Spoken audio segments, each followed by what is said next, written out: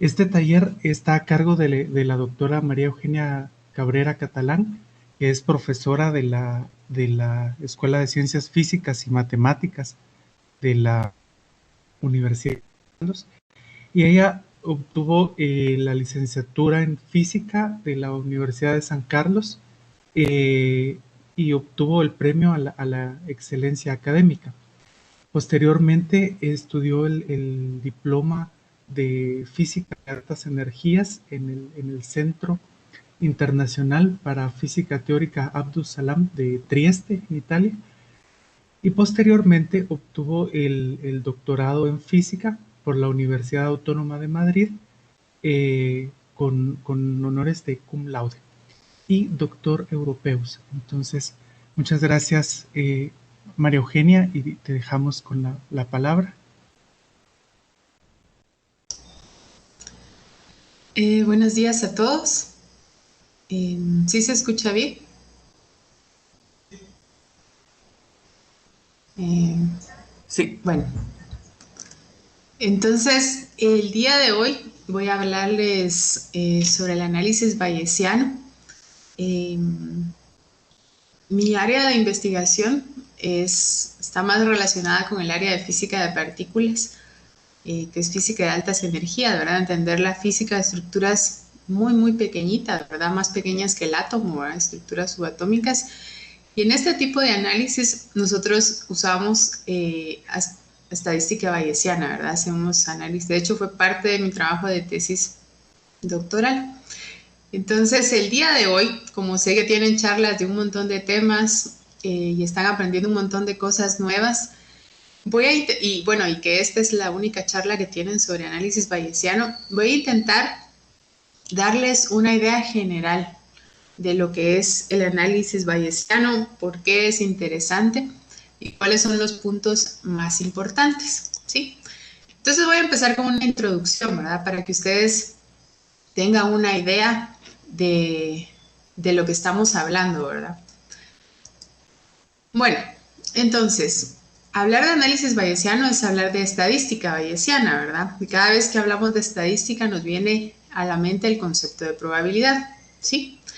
Entonces, aparte de la probabilidad que nosotros estudiamos en el colegio, ¿verdad? Incluso nosotros cuando nos hacen una pregunta, por ejemplo, nos dicen, ¿qué tan seguro estás de que vas a llegar a tiempo, verdad? Entonces uno empieza a decir, bueno, si normalmente suena la alarma y yo no me levanto, hay tráfico, no estoy muy seguro. Entonces cuando te preguntan, ¿qué tanta certeza tienen de que vas a llegar a tiempo? Bueno, 15%, ¿verdad? Por ejemplo, ¿verdad? Si nosotros, por ejemplo, somos de esas personas que nos levantamos súper temprano, ¿verdad? Incluso antes de que suene la alarma y calculamos estar media hora antes, entonces si te preguntan, ¿qué tan seguro estás de que vas a llegar a tiempo? No dicen 95%, ¿verdad? Dejémosle un 5% para las eventualidades. Entonces, la probabilidad, de hecho, es un concepto que nosotros utilizamos en nuestra vida diaria. Y la estadística bayesiana, sí, nosotros vamos a hablar de la probabilidad como el grado de certeza que tenemos de que algo ocurra, ¿verdad? Como les decía, esto que les preguntan. Y de hecho creo que lo usamos bastante en nuestra vida cotidiana, ¿verdad? Cuando nosotros queremos asegurarnos que la otra persona está diciendo la verdad, ¿verdad? A veces le preguntamos, ¿pero qué tan seguro estás? Y la otra persona está completamente segura y nos dice 100% segura, ¿verdad? Entonces, la probabilidad nosotros la utilizamos en nuestra vida diaria, ¿verdad? Para decir qué tan seguros estamos de que algo sea cierto, ¿verdad? Entonces esta gráfica me gustó, ¿verdad? Aunque tiene los diálogos en inglés, ¿verdad? Eh, por ejemplo, en lugar de 0 a 100, ¿verdad? Lo ponen de 0 a 1, ¿verdad? El 1 correspondería a 100, el 0 pues es 0, ¿verdad? Punto 5 sería el 50%. Entonces, si nosotros estamos cercanos a 0, bueno, más o menos podría tener una idea, no estoy muy segura, pero podría estar mal, ¿verdad? Si decimos 50%, ¿verdad? Es que probablemente no tenemos ni idea de si sí o si no, ¿verdad? Eh, Puede ser, digamos, cualquier cosa, ¿verdad? Y si estamos muy seguros de algo, decimos 95, 98, incluso 100%, ¿verdad? Cuando estamos completamente seguros de algo. Entonces, en esta charla yo les voy a hablar un poco sobre la probabilidad desde el punto de vista bayesiano. Y este punto de vista lo que nos quiere es describir qué tan seguros estamos de que un enunciado sea cierto. Bueno, entonces aquí se los pongo de nuevo, ¿verdad? La probabilidad describe la estadística bayesiana, ¿verdad? La probabilidad describe qué tanta certeza tenemos de que algo sea verdadero, ¿verdad? Entonces, nuestras opiniones cambian, ¿verdad? Y cambian dependiendo de la cantidad de información que nosotros tengamos, ¿sí? No siempre tenemos la misma opinión, ¿verdad? Por ejemplo, si a mí me preguntan hoy sobre biología, digamos, que no es mi área, yo cualquier opinión que dé la voy a dar con un grado de certeza bajo, ¿verdad? Porque lo más probable es que esté equivocada, ¿verdad? Lo que sea habrá sido lo que me recuerdo de lo que estudié en el colegio, porque en la universidad, en física, nosotros no llevamos biología, o lo que haya escuchado en las noticias, o incluso lo que haya leído en algún otro libro de divulgación de ciencia, ¿verdad? Pero no tengo mucha certeza sobre la información que yo voy a tener. Pero si este año, digamos, yo digo que quiero estudiar biología, entonces me meto a un curso, incluso puedo meterme en una maestría o incluso a sacar la licenciatura, ¿verdad? En 5 años, cuando me vuelvan a hacer la misma pregunta, por ejemplo, sobre, no sé, sobre epidemias, digamos, que los biólogos estudian mucho también las epidemias, yo voy a estar muchísimo más certera, ¿verdad?, de la información que voy a decir porque tengo nuevo conocimiento. Entonces, esta es una de las cosas que se incorpora en la estadística bayesiana. Nosotros, digamos que actualizamos nuestras probabilidades o cambiamos de opinión, ¿verdad? Porque muchas veces, por no tener suficiente información, podríamos estar equivocados, ¿verdad? Entonces, les voy a poner un ejemplo más concreto, ¿verdad? Imagínense que ahorita yo les dijera, el que me diga cuánto, bueno, vamos a hacer una apuesta, ¿verdad? Les voy a hacer una pregunta y el que acierte se lleva todo el dinero, ¿verdad? Todos tenemos que poner un poco de dinero. Le digo, ¿cuántos libros lee un estudiante universitario al año, verdad? Entonces yo así pongo a pensar, bueno, no tengo ni idea, ¿verdad? Yo puedo decir los que leo yo y los que leen mis amigos, ¿verdad? Pero toda la población universitaria, no sé, ¿verdad? Entonces, si tengo que apostar, no voy a poner mucho dinero en eso, ¿verdad? Porque la verdad es que no estoy segura si la respuesta es A, si es B o si es C, ¿verdad? Entonces resulta que de repente me llama una amiga mía y me dice, fíjate que acabo de leer en el periódico de la universidad que hicieron una encuesta, que Bienestar Estudiantil hizo una encuesta porque quieren promover la lectura en los universitarios y en la encuesta decía que los universitarios leen un promedio de A libros, ¿verdad? Puede ser 5, digamos, 5 libros al año.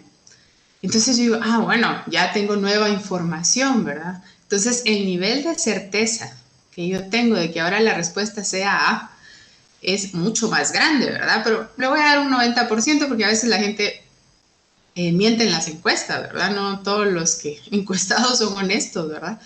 O a veces la muestra, ¿verdad? La cantidad de gente que se encuesta no es lo suficientemente grande. Pero vamos a ser optimistas y yo le voy a dar una credibilidad del 90%. Entonces, el ejemplo que yo les acabo de dar ahorita, lo que intenta ilustrar es que nosotros a priori, ¿verdad? Sin tener una información o datos sobre una pregunta, sobre un problema, nosotros tenemos una opinión, ¿verdad? Lo que pasa es que sin información no estamos muy seguros o no tenemos tanta certeza de que eso sea cierto o no sea cierto.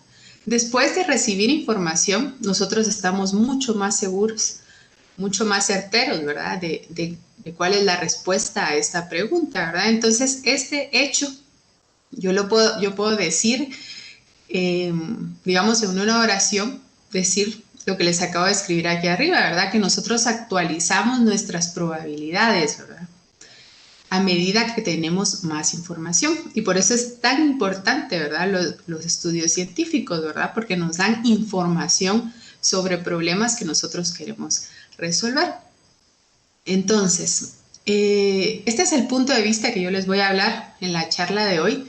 y es el punto de vista bayesiano, ¿verdad? De interpretar la probabilidad como el grado de certeza que tenemos sobre algún problema, ¿verdad? Sobre alguna pregunta, sobre alguna hipótesis, ¿sí? Bueno, vamos a ver un ejemplo, ¿verdad? Como creo que no recibido un curso de estadística, las partes que lleven un poquito más de detalle sobre la estadística, les voy a pasar un poquito superficiales, intentando que se queden con la idea general, ¿verdad? Entonces, vamos a ver un ejemplo, ¿verdad? Cómo nosotros calculamos esta probabilidad. Entonces, aquí van a salir varios nombres que vamos a ir explicando, ¿verdad? Entonces, vamos a hacer un ejemplo. Imagínense que hay 2 pelotas en una bolsa. Y sabemos, o sea, estamos seguros de que una de esas pelotas es negra. La otra pelota podría ser negra o podría ser blanca, ¿sí? Entonces, tenemos 2 hipótesis. Las 2 pelotas son negras, sería nuestra hipótesis NN. Y otra hipótesis es que una pelota sea negra y una pelota sea blanca, ¿sí? Entonces, a priori, no sé si todos están familiarizados con esa palabra, ¿verdad? Es decir, a priori, digamos, antes de tener cualquier tipo de información, sin ningún tipo de información, nosotros diríamos que las 2 hipótesis son iguales de probables, ¿sí? Si yo solo sé que una es negra y la otra puede ser negra o blanca, pues así, sin más información que eso, yo diría que hay 50% de probabilidad de que las 2 sean negras y 50% de probabilidad de que una sea negra y una sea blanca. Entonces, esta primera probabilidad, ¿verdad? O este primer nivel de certeza que nosotros tenemos sobre una hipótesis, nosotros le llamamos prior. Esa palabra, no sé si se puede decir de otra forma, pero normalmente se trabaja como prior. O sea, quiere decir, no sé si tiene algún tipo de traducción. Normalmente se trabaja como prior, pero viene de que es una probabilidad a priori, ¿verdad? O sea, antes de que nosotros recibimos cualquier tipo de información o de que nosotros realizamos cualquier tipo de medición, ¿sí? Entonces, como les comenté, si no están familiarizados con estadística, ¿verdad? Normalmente las probabilidades 1 quiere decir 100%, ¿verdad? El punto 5, 50%. Si pongo punto 25, es 25%. Si pongo punto 75, es 75%. Entonces siempre están normalizadas a 1, ¿verdad? Que quiere decir que sumando todas las posibilidades, me tiene que dar 1, ¿verdad? Entonces, esta es la probabilidad. Si a nosotros nos preguntan así de la nada, sin tenernos más información, esta sería la probabilidad que nosotros asignaríamos, ¿sí? Entonces, aquí en esta prioridad a priori, ¿verdad? O que le vamos a llamar prior de aquí en adelante, lo que estamos haciendo es de alguna forma parametrizar nuestra ignorancia, ¿verdad? Y le estamos poniendo un número, ¿verdad? Como no sabemos, bueno, decimos que esperaríamos que fueran iguales. Bueno, entonces una parte fundamental de cualquier investigación en ciencia, ¿verdad? Es hacer una medición. Entonces, esta medición nosotros la asociamos con este segundo parámetro que está aquí, que se llama likelihood.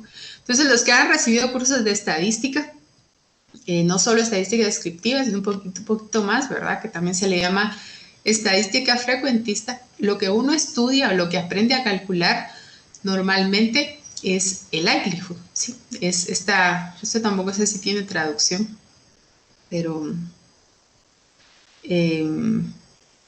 si lo buscan en internet se escribe de esta forma, ¿verdad? Lo pueden encontrar como likelihood. Entonces, esta es una probabilidad que nosotros vamos a relacionar con los datos que observamos, ¿sí? Entonces, esta probabilidad o este likelihood es la probabilidad de observar los datos dado que una hipótesis es verdadera, ¿sí? Entonces, nosotros lo que queremos saber en este ejercicio, ¿verdad? Es que es más probable que la pelota sean 2 negras o las pelotas sean 2 blancas, ¿sí? Perdón, una negra y una blanca. El likelihood, lo que nosotros vamos a calcular, que es lo que se aprende a calcular normalmente en estadística, en los primeros cursos de estadística, ¿verdad? Es la probabilidad asumiendo que una de las hipótesis es verdadera, ¿sí? Entonces, bueno, para poder calcular el likelihood necesitamos hacer una medición. Entonces, tenemos la oportunidad de sacar una pelota de la bolsa, ¿sí? Sacamos la pelota y resulta que la pelota es negra, ¿verdad? Entonces, este es nuestro dato, ¿verdad? Esta es la información que nosotros tenemos y con esa información vamos a construir nuestro likelihood, es decir, la probabilidad de observar los datos dado que esta hipótesis es verdadera. Entonces, vamos a hacer una tabla. La hipótesis 1 es dos pelotas negras que llamamos NN, ¿sí? Posibles datos, ¿verdad? ¿Qué pasa si sacamos una pelota? ¿Cuál es la probabilidad de que al sacar una pelota, la pelota sea negra? Bueno, la probabilidad es del 100%, ¿verdad? Porque las dos pelotas son negras. Saque la que saque, me va a salir negra, ¿verdad? ¿Cuál es la probabilidad que saque una pelota blanca? Es 0, ¿verdad? Porque en la bolsa hay solo dos pelotas negras, ¿sí? Ahora vamos a considerar la otra hipótesis, ¿sí? Una pelota blanca y una pelota negra. Si yo tengo una bolsa con una pelota blanca y una pelota negra, ¿cuál es la probabilidad de que saque una pelota negra? El 50%, ¿verdad? Si tengo dos y una es negra y una es blanca, 50%, que sería 0.5. ¿Y cuál es la probabilidad de que saque una pelota blanca? 50% también, ¿verdad? Porque tengo una blanca y una negra, ¿verdad? Podría sacar cualquiera de las dos. Entonces, esta tabla que está aquí, esta columna que tengo aquí de probabilidad, es la que se llama el likelihood. Y es bien importante que se fijen, ¿verdad? Que aquí el likelihood es la probabilidad de observar los datos, dado que una hipótesis es verdadera, ¿verdad? Entonces, por eso es que pudimos hacer esta tabla que ustedes ven acá. Consideramos las dos hipótesis y consideramos los dos posibles datos, ¿verdad? Y así construimos esta tabla. Bueno, en este caso, nosotros hicimos nuestro experimento y al sacar la pelota obtenemos una pelota negra, ¿verdad? Bueno, entonces nos tenemos que quedar con un likelihood igual a 1 para la hipótesis de que las dos pelotas sean negras y un likelihood igual a 0.5 para el caso de que la pelota sea blanca, una blanca y una negra, ¿verdad? Entonces, este likelihood del que le estoy hablando es el que normalmente se estudia en estadística. Ahora, la estadística bayesiana normalmente no se estudia en el pregrado, sino, bueno, a menos que estudien una carrera mucho más específica, hasta donde yo sé, no se estudia en el pregrado, ¿verdad? Pero este likelihood es la probabilidad que nosotros aprendemos a calcular, ¿verdad? Y como les decía, tiene que ver con directamente con la medición y la que nosotros hacemos asumiendo una hipótesis, ¿sí? Bueno, entonces ya tenemos nuestra probabilidad a priori, ¿verdad? Que le vamos a llamar prior, que es la primera probabilidad que nosotros asignamos sin tener ningún tipo de información. Luego hicimos una medición, sacamos una pelota de la bolsa y resulta que la pelota era negra, ¿verdad? Entonces, vamos a incluir el likelihood en nuestra tablita. Para la hipótesis NN, ¿verdad? De dos pelotas negras es 1, para la hipótesis NB, una negra y una blanca es 0.5, ¿verdad? Entonces, ¿cómo construimos nosotros la probabilidad bayesiana? La probabilidad bayesiana le llamamos la posterior, ¿sí? Posterior se puede imaginar que es porque es la que tenemos posterior a realizar una medición, ¿verdad? O a obtener información. ¿Cómo se calcula? Pues la calculamos simplemente multiplicando el prior, ¿verdad? Esta primera probabilidad que tenemos a priori, ¿verdad? Antes de recibir información, con el likelihood, que es la probabilidad de medir estos datos asumiendo una hipótesis específica, ¿verdad? Tenemos para la hipótesis NN, para la hipótesis NB, ¿sí? Una vez que tenemos multiplicadas estas dos probabilidades, las normalizamos, ¿sí? ¿Qué quiere decir? Que sumamos estas dos probabilidades y lo que tenemos acá lo dividimos dentro de este valor, ¿sí? Y entonces obtenemos esta probabilidad que se llama la posterior. Entonces, ¿cómo nos dice la estadística bayesiana que podemos actualizar nuestra probabilidad? ¿Sí? Multiplicando el prior por el likelihood, ¿sí? Y eso lo que nos dice es ¿cómo va a cambiar? O sea, lo que tenemos que comparar realmente es cómo cambiamos de esta primera probabilidad que nosotros asignamos, ¿verdad? Sin tener ningún conocimiento de los datos, a esta segunda probabilidad, ¿sí? Que es la posterior, ¿verdad? Esta sería la probabilidad que tenemos de que la hipótesis NN sea verdadera, en este caso sería como el 66.7%, y de que la hipótesis NB, o sea, una blanca y una negra, sea verdadera, es solo del 33%, ¿verdad? Entonces, después de la medición, la hipótesis NN parece más plausible, ¿verdad? Entonces, este parece un ejemplo muy sencillo, ¿verdad? Y ustedes pueden pensar, bueno, eso también es bastante intuitivo, ¿verdad? Si a mí me dicen cuál es más probable, si yo saco una pelota y resulta que es negra, yo diría que tal vez la de la negra, ¿verdad? O tal vez a algunos no les parezca tan intuitivo, ¿verdad? Pero yo, de hecho, puedo calcular la probabilidad de cuál de estas dos hipótesis es más plausible. Y eso lo puedo hacer con la estadística bayesiana. Entonces, la probabilidad a la posterior, ¿verdad? Incrementó de ser 0.5, ¿verdad? Un medio, a ser 2/3, ¿verdad? Que es 0.66, ¿verdad? Y eso es lo que nos dice la estadística bayesiana. Entonces, esta probabilidad posterior es realmente la que nos enseña a calcular el análisis bayesiano. Es la probabilidad actualizada después de que hemos tomado en cuenta la información, ¿sí? Entonces, el concepto de probabilidad con el que nosotros estamos familiarizados, como les comentaba, es un poco más relacionada con el likelihood, ¿verdad? Asumimos que una hipótesis es cierta y queremos ver qué tan probable es que realicemos una medición. En este caso, estamos actualizando nuestra probabilidad para saber el nivel o el grado de credibilidad que tiene ahora una hipótesis, ¿verdad? Por ejemplo, imagínense que yo digo, bueno, vuelvo a meter la pelota negra, la revuelvo, saco otra vez una pelota y me sale negra. Este likelihood se modifica, ¿verdad? Porque yo ya no tengo una medición, sino que tengo dos mediciones. Pero bueno, vamos hasta aquí, que me gustaría saber si tienen alguna pregunta de lo que les acabo de decir.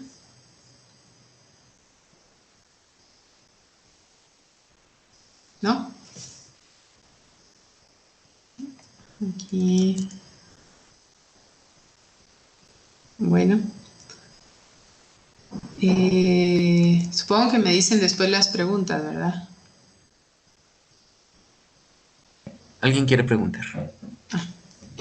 Está escribiendo.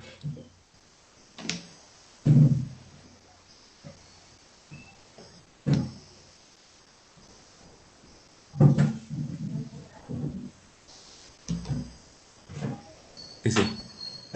Pregunta, ¿solo con añadir mediciones podría asumir que me traslado hacia estadística bayesiana? No, la estadística en general nos incluye, o sea, nosotros en general cuando hablamos de estadística, ¿verdad? Lo que intentamos calcular es qué tan probable es un evento, ¿verdad? El punto que yo quiero hacer aquí, que vamos a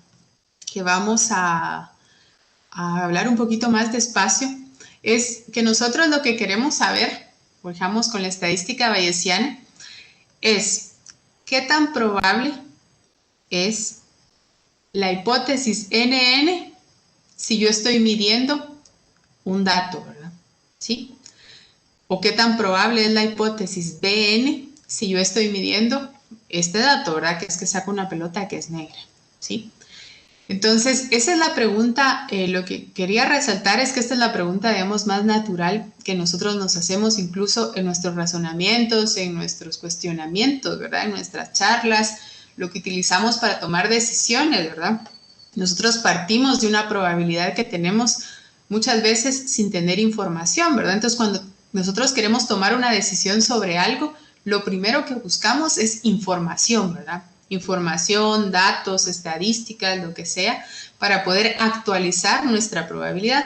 Entonces, en la estadística bayesiana, la probabilidad o la posterior, que se le llama así, la posterior, está relacionada a este grado de credibilidad que nosotros tenemos de una hipótesis, pero en estadística en general se estudia también, digamos, un punto de vista que se le llama frecuentista, que tiene que ver también con el likelihood. Y el likelihood es, como les digo, básicamente en los cursos de estadística es lo que nosotros aprendemos a calcular.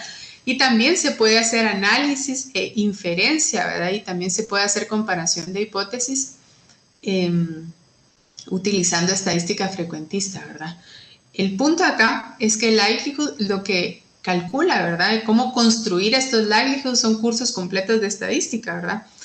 En el likelihood lo que nosotros estamos calculando es la probabilidad de observar un dato asumiendo que la hipótesis es verdadera, ¿sí?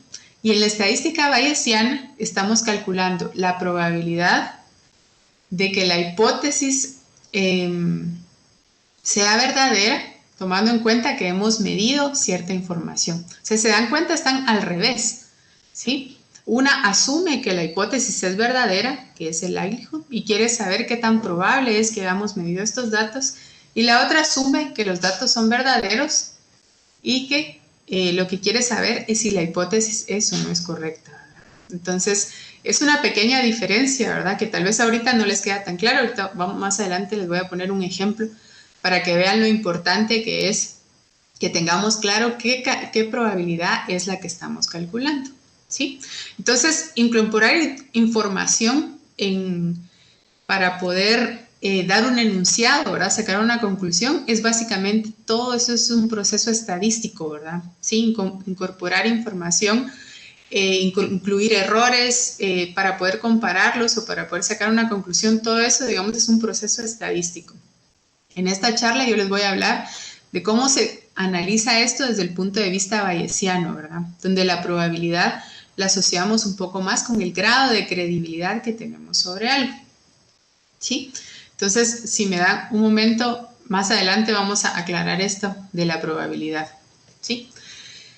De la probabilidad condicional, ¿verdad? Que es básicamente lo que les voy a hablar en un momento. En esta primera parte lo que quería es que tuvieran claro de que cuando en esta charla donde vamos a hablar de estadística bayesiana, de análisis bayesiano, vamos a intentar entender la probabilidad posterior, que es la que queremos construir, como una probabilidad actualizada, después de que hemos tomado en cuenta la información. Entonces les puse este primer ejemplo también para que vean que nosotros inconscientemente, ¿verdad?, utilizamos este método de actualizar. Por supuesto que no nos ponemos a ver cuál es el prior, cuál es el likelihood, ni a normalizar, ¿verdad? Pero sí, intuitivamente, nosotros tenemos nuestra opinión, que es a priori, ¿verdad?, sin información, y conforme nos van dando más información, vamos actualizando esa probabilidad. Entonces, esta es una forma de introducir la estadística bayesiana, ¿verdad? Entonces, en este primer ejercicio, ¿verdad?, en esta primera parte, lo que quería es que vieran que desde el punto de vista bayesiano,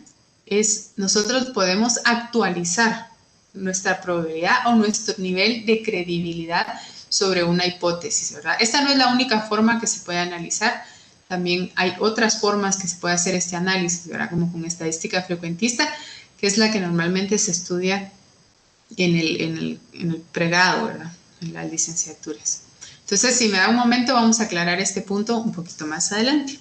Entonces, este cálculo de esta posterior está basado en un teorema, ¿sí? De hecho, este teorema es básicamente cómo podemos reescribir una probabilidad condicional, ¿verdad? Y algunas veces se utiliza en la estadística frecuentista, ¿verdad?, que es la estadística que nosotros aprendemos normalmente en la universidad o en el colegio. Bueno, en la universidad más que todo, ¿verdad?, los que dan cursos de estadística. Entonces, ¿cómo construimos esta probabilidad posterior o esta probabilidad actualizada? ¿Sí?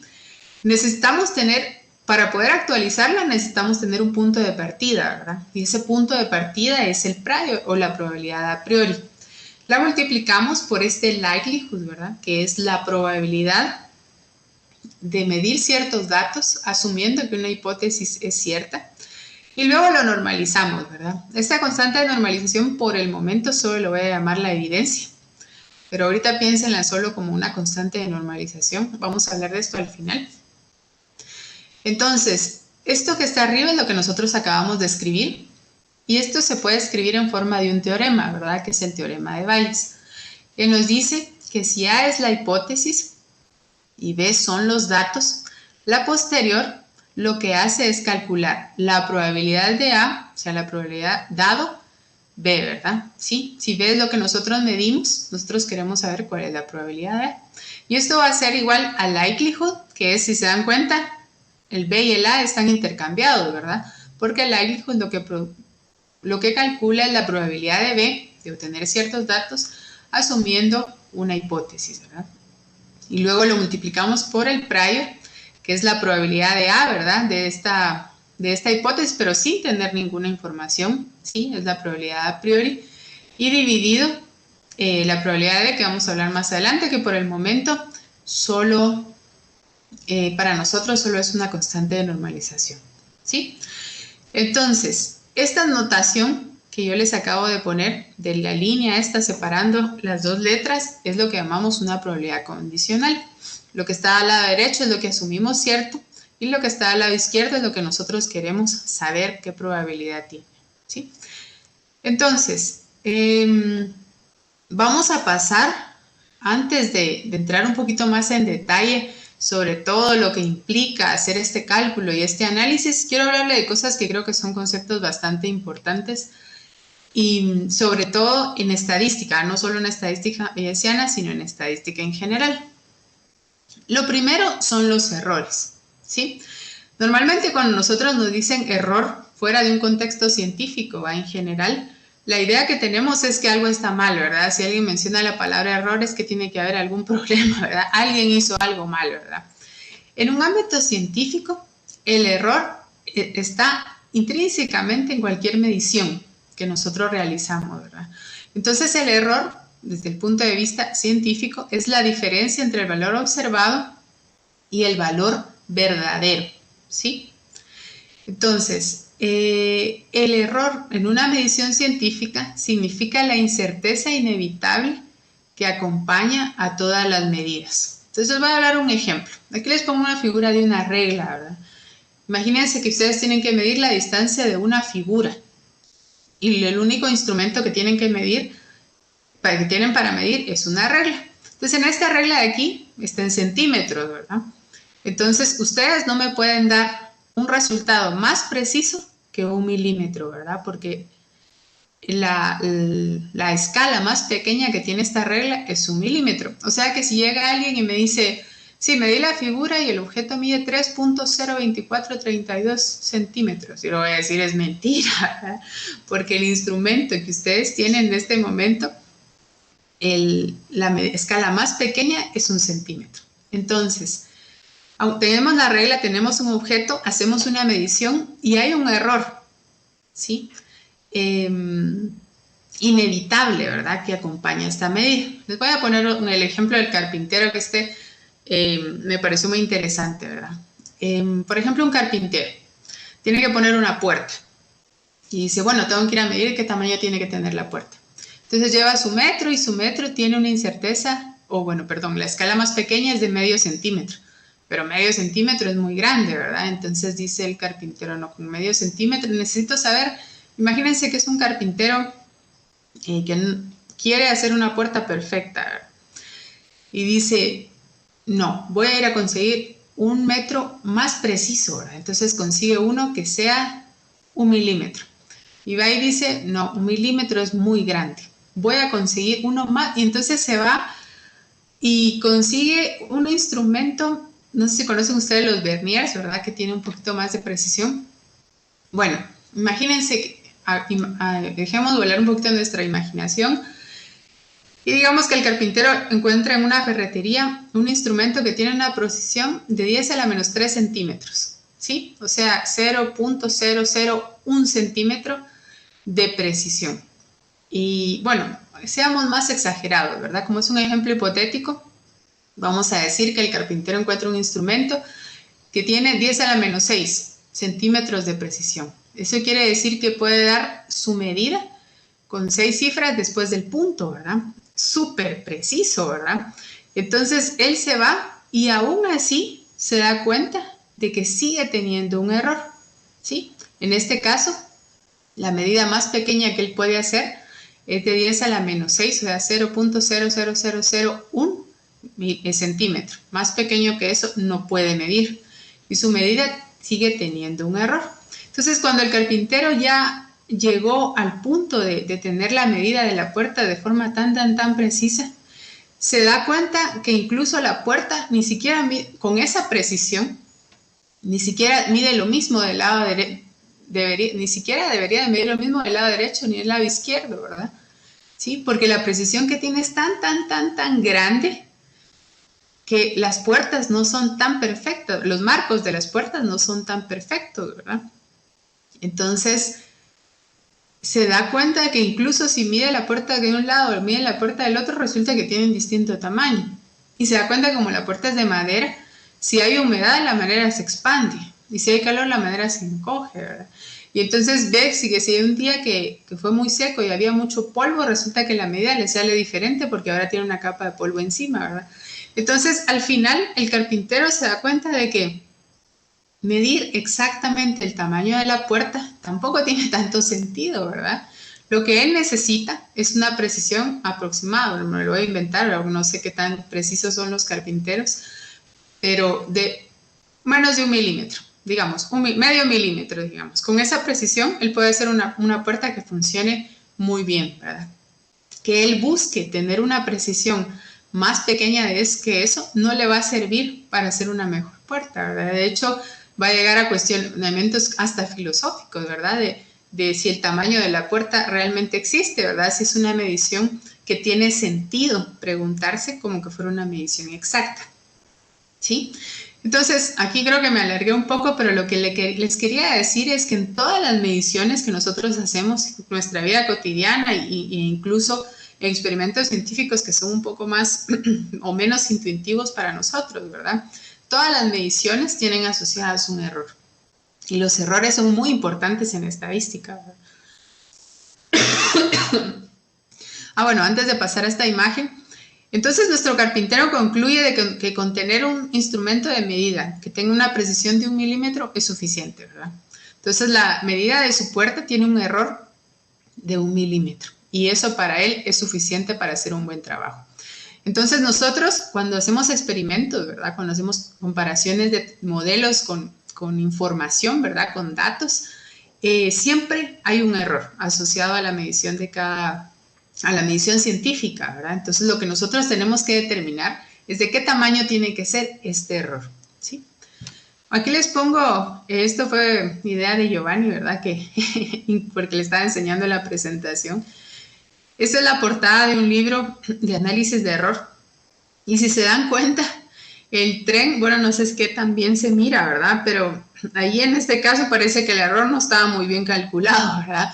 Porque el tren se salió del edificio, ¿verdad? Perdón. Entonces, uno de los puntos más importantes a la hora de hacer un experimento y llevar a cabo un proyecto científico, ¿verdad? Es que nosotros tengamos los errores bajo control, ¿sí? Por eso le estoy dedicando tanto tiempo a esta parte de los errores. Entonces podemos hablar, por ejemplo, de exactitud y de precisión. ¿A qué nos referimos con exactitud y precisión? No es exactamente lo mismo. Bueno, vale la redundancia volver a decir exacto. No es lo mismo, ¿verdad? La exactitud de un experimento es la medida de qué tan cerca es el resultado del experimento al valor verdadero, ¿sí? Y la precisión es la medida de qué tan bien el resultado ha sido determinado, pero sin hacer referencia al valor verdadero. ¿Qué quiere decir esto? Creo que se ilustra mejor en esta figura que tenemos aquí. Entonces, por ejemplo, la gráfica de la izquierda, la que dice A. Este es un experimento muy preciso, ¿verdad? Bueno, estas líneas que ustedes ven aquí sobre los puntos representan los errores, ¿verdad? El punto sería el valor que yo mido y las líneas me indicarían el rango del error, ¿verdad? Entonces, ¿se dan cuenta? Esta gráfica de la izquierda tiene barras muy pequeñitas, ¿verdad? Estas barras pequeñitas significa que cuando yo hice la medición, el aparato con que hice la medición me dice que el error, digamos, si fuera una distancia, ¿verdad? Estoy usando un aparato que tiene las rayitas muy pegadas, ¿verdad? O sea, que tiene la resolución no solo de milímetros, sino que quizá menos, ¿verdad? Entonces la medición que estoy haciendo es muy precisa, ¿verdad? Digamos que el instrumento al final me dice que ese es el valor con con una incerteza, ¿verdad? Por ejemplo, si mido la distancia, ¿verdad? Muy pequeñita, ¿verdad? Voy a decir un número al azar de 0.05 centímetros, digamos. Entonces, por eso es que vemos las líneas estas tan pequeñitas. Ahora, ¿qué pasa cuando lo comparamos con nuestro valor verdadero?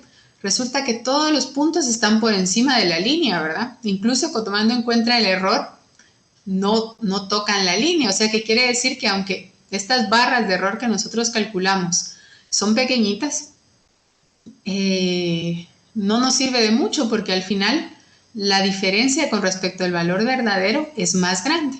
Entonces, en esta gráfica de la izquierda, digamos que estas medidas son bastante precisas, ¿verdad? Porque digamos que el error que nos da nuestra medida es pequeñito, ¿verdad? Por eso se ven las líneas pequeñas, pero cuando lo comparamos con nuestro valor verdadero, resulta que no está tan cerca del valor verdadero, incluso el error no toca esta línea, ¿verdad? Entonces, este sería un resultado preciso, pero no muy exacto, ¿verdad? Por otro lado, el de la derecha, tenemos los puntos, ahora las barras son mucho más grandes, ¿verdad? Entonces la precisión no es tan buena como en el resultado de la izquierda, pero es mucho más exacto. ¿Por qué digo que es más exacto? Porque las barras topan la línea, ¿verdad? Y esta línea es la que me dice que el valor, digamos, este es el valor medido y este es el valor exacto. La línea nos indica cuando son iguales, ¿verdad? Entonces las barras de error, ¿sí? Tocan la línea, ¿verdad? O sea, quiere decir que yo puedo hacer una predicción un poco más exacta, ¿verdad? ¿Sí? Porque lo que yo estoy prediciendo, tomando en cuenta el rango de error, sí está de acuerdo con los valores verdaderos, ¿verdad? Este tal vez no mucho, ¿verdad? Pero los demás están bien, ¿verdad? Entonces nosotros manejamos dos tipos, dos conceptos, ¿verdad? Exactitud de un experimento y precisión, ¿sí? Entonces a veces si nosotros estamos diseñando un experimento no vale tanto la pena preocuparnos tanto sobre hacerlo más y más y más preciso, ¿verdad? Si al final la exactitud del experimento no va a ser tan buena, ¿verdad? Por ejemplo aquí intentar disminuir un poco más el error, tal vez no vale tanto la pena porque de todas formas yo ya no estoy siendo capaz de predecir el valor verdadero, ¿verdad? Entonces son dos conceptos bien importantes. Y entonces les voy a hablar de dos tipos de errores, aleatorios y sistemáticos. Les pongo esta gráfica porque hace unas semanas me metí a un curso, ¿verdad? Y en una parte del curso ponían esta gráfica, ¿verdad? Entonces estaba viendo las correlaciones y todas estas cosas. Y de repente dice el profesor, miren, entonces en el eje X están los centímetros, estamos viendo una distancia. En el eje X los centímetros, en el eje Y las pulgadas. Y yo digo, pero ¿cómo puede ser? Fue mi primera impresión, así sin pensarlo. Pero ¿cómo puede ser que en centímetro mide una distancia y en pulgada mida otra, ¿verdad? Esa fue lo primero que se me vino a la cabeza, hasta me sorprendió haber visto este tipo de gráfica, ¿verdad? Y entonces él dice, luego, bueno, esta gráfica es muy común, ¿verdad? Porque los instrumentos de medición tienen un error, ¿sí? Entonces las escalas, por ejemplo, la medición no siempre va a encajar exactamente donde la regla tiene la línea, ¿verdad? Aquí por eso les ponía este ejemplo, ¿verdad? No siempre va a encajar exactamente sobre la línea para que nosotros sepamos que esto es 1.5 centímetros, ¿verdad? Entonces si queda en medio de las líneas, vamos a ver que esto es 1.5, está entre 1.5 y 1.6. Entonces nosotros escogemos el que nos parece que está más cerca, ¿verdad? Podría ser 1.5 para unos, 1.6 para otros, ¿verdad? Pero entonces quiere decir que para esta regla, en medidas de centímetros tienen un error, ¿sí? Y este error está asociado con la escala de mi instrumento de medición. Y lo mismo con las pulgadas, ¿verdad? Puede ser, que algunas medidas queden exactamente sobre la línea de la regla y otras quedan entre dos líneas, ¿verdad? Entonces nosotros estamos reportando nuestro resultado con cierto error. ¿sí? Entonces, aunque esta gráfica parezca, bueno, a mí por lo menos así a primera vista me pareció un poco rara, ¿verdad? Porque estamos midiendo la misma distancia y si la medimos en centímetros y si la medimos en pulgadas, no nos queda exactamente la misma distancia, ¿verdad? Entonces, este tipo de error es un error aleatorio, ¿sí?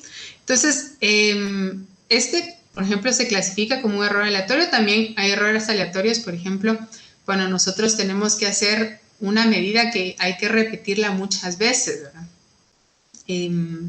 Que se necesita, por ejemplo, tener más datos para poder aumentar la estadística. No sé si han escuchado esa expresión que muchas veces se utiliza, se dice, tenemos muy poca estadística, ¿verdad? Que quiere decir que se tiene muy poca información y hay errores aleatorios, ¿verdad? Que son, por ejemplo, si yo salgo a la calle y le pregunto quiero saber quiénes toman café después de comer, ¿verdad? Entonces, si yo salgo a la calle, en mi colonia, ¿verdad? Yo salgo a la calle y le pregunto a la primera persona, ¿mire, usted toma café después de comer? Y me dice, no.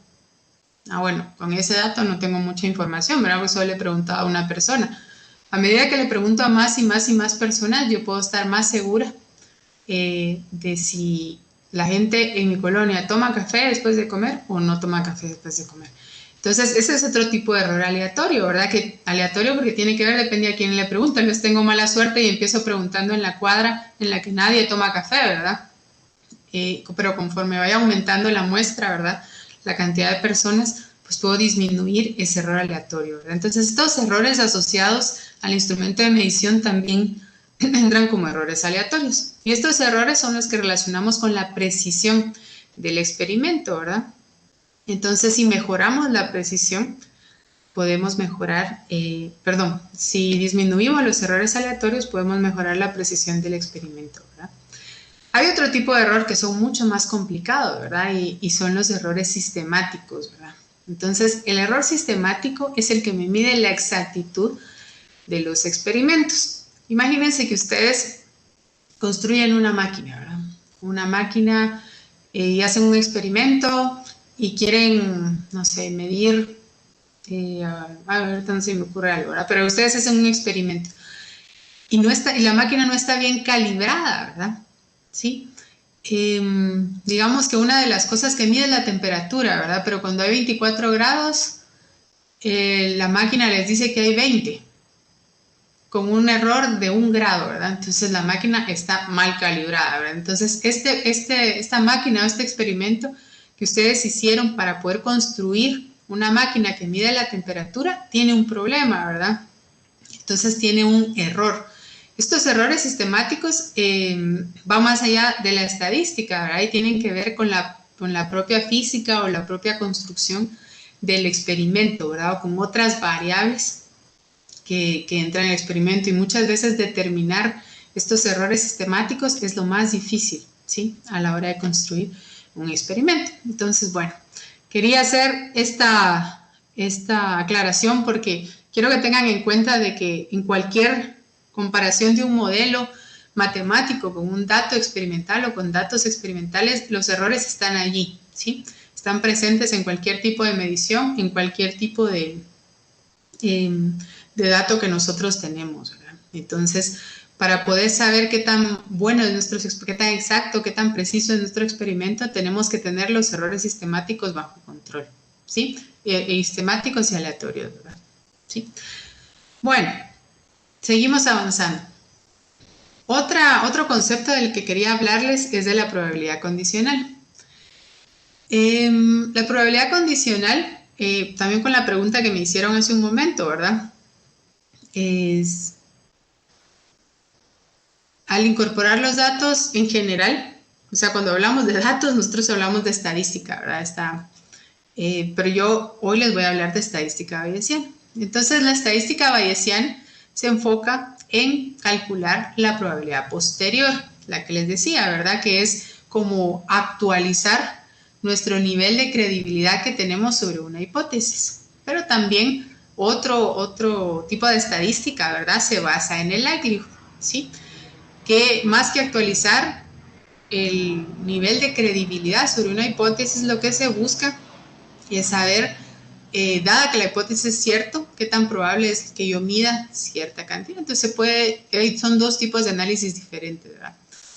Entonces, una de las primeras veces que yo escuché una charla, creo que fue la primera vez, que escuché una charla sobre estadística bayesiana en el contexto de física de altas energías, ¿verdad? Que es lo que yo hago, fue de un profesor que se llamaba Roberto Trota, ¿verdad? Entonces, a él le gustaba mucho la controversia, ¿verdad? A él le gustaba mucho que la gente discutiera y como un poco provocar también a las personas para que opinaran y para que argumentaran, ¿verdad? Entonces, él hizo esta comparación creo que es de la única parte eso fue hace muchos años, ¿verdad? Pero esta parte de la charla no se me olvidó porque me pareció bastante interesante, ¿verdad? Entonces, la probabilidad condicional, como dijimos, ¿verdad? La escribimos de esta forma. B es lo que estamos asumiendo que es cierto y A es la probabilidad de lo que nosotros queremos calcular, ¿verdad? En este caso, aquí A es lo que estamos asumiendo que es cierto, B es la probabilidad de lo que queremos calcular. Entonces, imagínense que A sea estar embarazada y B sea ser mujer. Si yo calculo la probabilidad de A dado B, sería la probabilidad de estar embarazado dado que se es mujer, ¿verdad? Entonces la probabilidad de estar embarazada que se es mujer, bueno, eso dependerá de un montón de variables, ¿verdad? Del país, de la cultura, de la edad, del acceso a la información, un montón de factores, ¿verdad? Entonces aquí nosotros podemos incluso encontrar un montón de parámetros y construir esta probabilidad. Por otro lado, ¿cuál sería la probabilidad condicional al revés, ¿verdad? La probabilidad de B dado A. La probabilidad de ser mujer dado que se está embarazada. Pues esa tiene que ser 1, ¿verdad? Porque si alguien está embarazado, pues tiene que ser mujer, ¿verdad? Entonces, a mí este ejemplo me parece bastante descriptivo, ¿verdad? Bastante ilustrativo para ver la importancia de la probabilidad condicional.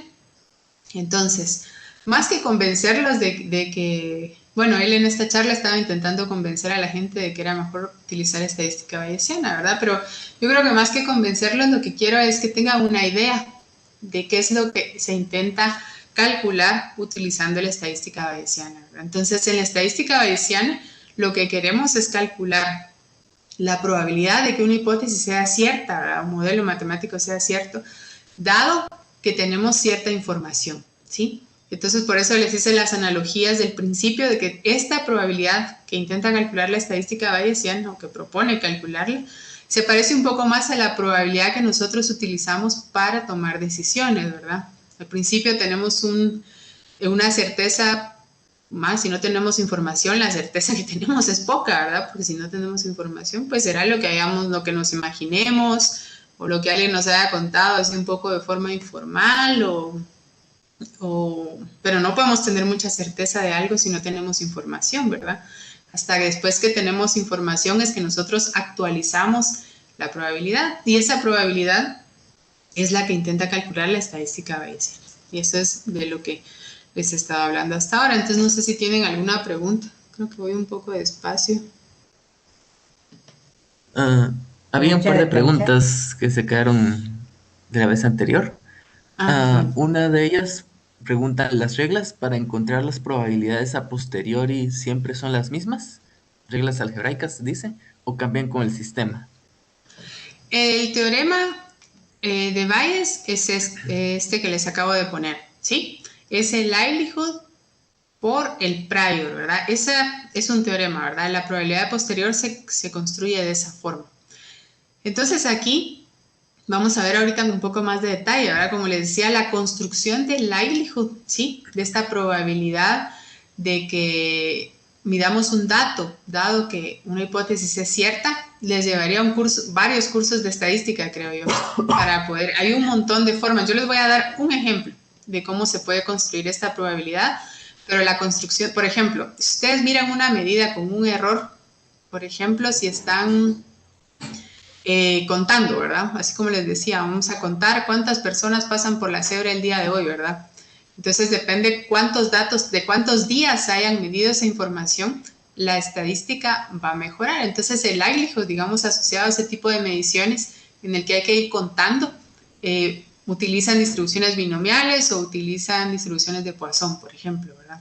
Si yo hago una medida específica, por ejemplo, de la temperatura, y tengo un error, ¿verdad? Tomando mis errores sistemáticos y mis errores aleatorios, a esas distribuciones lo que puedo asociarles es una gráfica gaussiana, que es la que les voy a mostrar. Pero no siempre medimos datos exactos, ¿verdad? A veces lo que medimos es valores mínimos o valores máximos, ¿verdad? En ese caso, la distribución de probabilidad que se le asocia tiene otra forma, ¿verdad? No es que sube y baja, ¿verdad? Sino que es como que fuera una función de paso, ¿verdad? Una escalera, ¿verdad? Se vuelve 0 si tiene el valor menor que algo y 1 si es mayor que algo, o se puede suavizar esa función, ¿verdad? Ese es cómo construimos el likelihood. Ahora, hay una parte aquí que hemos visto un poco por encima, ¿verdad? Voy a intentar comentar un poquito más adelante, y tiene que ver con el modelo matemático, ¿verdad? Aquí la hipótesis que nosotros consideramos fue bastante sencilla, ¿verdad? Hay 2 pelotas negras, una negra y una blanca, ¿verdad? Pero en general, este análisis se usa para hacer inferencia, ¿verdad? Para actualizar nuestra probabilidad sobre modelos matemáticos que intentan predecir fenómenos físicos o fenómenos naturales en general, ¿verdad? O fenómenos estadísticos, tendencias, cualquier tipo, ¿verdad? El modelo matemático nos ayuda a describir cualquier fenómeno. Entonces, la complejidad de todo esto, ¿verdad? Digamos, esta libertad de cómo nosotros introducimos construimos nuestra posterior, también está en la definición de nuestro modelo, ¿verdad? Aquí, como les digo, tomamos una hipótesis bien sencilla, pero en la parte de la hipótesis podemos asumir un modelo completo, ¿verdad? Un modelo que dependa de medidas, que dependa de parámetros, ¿verdad? Entonces, ¿qué distribución de probabilidad vamos a utilizar, verdad? ¿Cómo vamos a calcular el likelihood de esta distribución? Ese es, como les decía, un tema de un curso de estadística completo, ¿verdad? El prior sí es una cosa subjetiva, también vamos a hablar un poquito más sobre esto, ¿verdad? Y esto, la evidencia es una normalización, pero que la posterior se construye como likelihood por el prior, eso sí es un teorema, ¿verdad? Es precisamente cómo se produce, cómo se calcula la posterior, ¿sí? Me dijiste que había otra pregunta, ¿verdad? Sí, una más. Preguntan también cómo se puede asignar una probabilidad a priori. Bueno, esa es una pregunta interesante porque en realidad es una de las críticas, que se le hizo por un tiempo a la estadística bayesiana, ¿verdad? Que 2 personas pueden tener a priori, ¿verdad? Sin información, opiniones muy diferentes, ¿verdad? Esta prioridad a priori, vamos a hablar un poquito también de ella un poquito más adelante, es la probabilidad que tenemos sin tener información, ¿verdad? Entonces, si no tenemos información, en principio, 2 personas podríamos tener opiniones completamente diferentes y ninguno podría convencer al otro de que tiene razón, porque no hay ningún tipo de datos o ningún tipo de información. Entonces, esta la voy a contestar un poquito más adelante porque vamos a hablar de los priors justo en un momentito, ¿sí? Entonces, voy a seguir. Bueno, entonces, ya que hemos dado una idea general de cómo se construye esta probabilidad, esta posterior, que es la estadística bayesiana, es la idea de que la probabilidad se puede actualizar con la información. Introdujimos conceptos importantes como el error, ¿verdad? El error es fundamental en el análisis estadístico, ¿verdad? Cómo hacemos el análisis de error de los datos es realmente es hacer estadística, ¿verdad? Entonces yo les hablé sobre errores sistemáticos y aleatorios, ¿verdad? Es algo bastante básico. Lo que les dije son las primeras páginas de un libro de análisis de error, ¿verdad? ¿Sí? ¿Qué tipos de error hay? Y lo importante es que son. Entonces ahora les voy a hablar sobre la inferencia bayesiana, ¿verdad? Entonces vamos a ver un poquito más en detalle lo que les acabo de decir, y es también una de estas cosas que me estaban preguntando, ¿verdad? Entonces, en esta charla, aquí inicialmente había intentado hablarles un poquito más de algún tema que estuviera más relacionado con lo que están viendo en el resto de los cursos, pero no me da tiempo, creo yo. Entonces, todos los modelos que vamos a utilizar van a ser modelos que se llaman de juguete, ¿verdad? Modelos de juguete, digamos que son modelos, se le llama, ¿verdad? Cuando yo les digo voy a usar un modelo de juguete, ¿verdad? Es un modelo que simplificado, ¿verdad? Que no necesariamente describe un fenómeno, sino que yo lo utilizo también para estudiar cómo se comportaría, ¿verdad? En este caso. Entonces, imagínense que tenemos un modelo matemático. Creo que han hablado de modelos matemáticos en otros cursos, ¿verdad? Entonces no voy a entrar en detalle, o van a hablar también de modelos matemáticos. Entonces tenemos yo le voy a describir este modelo matemático, tiene toda su información en esta función, le llamo f, ¿sí? Y tiene un solo parámetro, y este parámetro se llama teta, así le puse a mi parámetro, ¿verdad? Entonces con ese parámetro yo podría predecir un valor que se tiene que medir, ¿sí? Y ese valor sería X. Entonces, aquí ya hablamos de dos tipos de error, ¿verdad? Hasta ahora yo les había hablado de error experimental. Pero los modelos teóricos, por ejemplo, si este es un modelo de juguete y yo quiero compararlo con datos reales, pues no va a ser muy realista, ¿verdad? Entonces el error teórico, ¿verdad? O sea, el error de que el modelo no es el más adecuado, digamos, o que tiene algún problema, aunque surge alguna incerteza en el cálculo, todo eso se incluye, digamos, en el error teórico. Entonces, este modelo que les estoy mostrando es más sencillo, ¿verdad? Un modelo de un parámetro que predice una medición experimental, ¿verdad? Entonces, ¿qué forma tiene el likelihood, verdad? Hasta ahora hablamos del likelihood como un número, pero en realidad, cuando nosotros hablamos de modelos matemáticos, o de mediciones, ¿verdad? Lo que construimos no es una sola probabilidad. Bueno, en este caso también porque los parámetros son continuos, ¿verdad? Bueno, entonces lo que nosotros construimos en realidad son distribuciones de probabilidad. ¿Qué quiere decir una distribución de probabilidad? Imagínense que nosotros hacemos una medición, ¿sí? Entonces el valor que nosotros medimos va a estar representado con esta mu. Imagínense que una medición que hicimos varias veces, al final mu, digamos que representaría el valor medio o el valor que nosotros esperamos, ¿verdad? Entonces,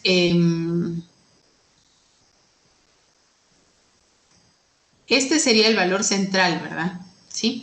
Entonces, ¿cómo construimos nosotros la probabilidad? Esta se llama distribución gaussiana, ¿verdad? Entonces, si yo sumo la probabilidad de aquí para acá, esta primera línea, la pequeñita que tenemos acá de las dos flechas, si yo sumo toda esta probabilidad que está acá, yo obtengo de que el valor esté entre menos un sigma y un sigma, tiene una probabilidad del 68%, ¿verdad? Entonces es como sumar toda la probabilidad que está aquí encerrada, ¿verdad?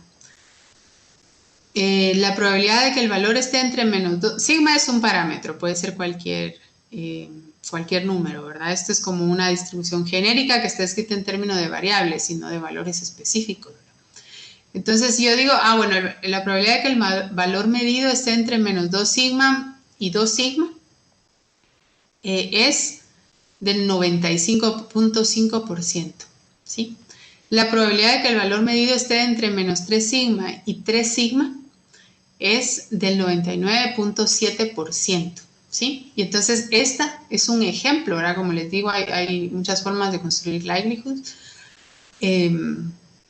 Esta es una de ellas, ¿verdad? Es un ejemplo, una distribución normal en la que lo que graficamos es una densidad de probabilidad, ¿verdad? Entonces no es que tengamos una probabilidad para un valor específico, sino que tenemos una probabilidad para un rango de valores, ¿verdad? Por ejemplo, que mu fuera 1 y sigma fuera 1, vamos a tomar los valores más, no, perdón, que mu fuera 0 y sigma fuera 1, ¿verdad? Para tomar el valor más sencillo, ¿verdad?